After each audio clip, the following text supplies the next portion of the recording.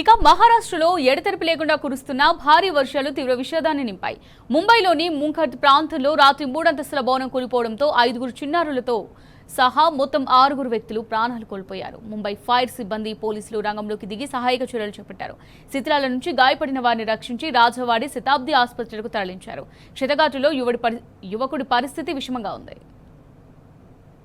మరోవైపు భారీ వర్షాలతో పాటు ఈదురుగాలులు వీయడంతో వేర్వేరు చోట్ల చెట్లు కూలి 2 వ్యక్తులు మరణించారు.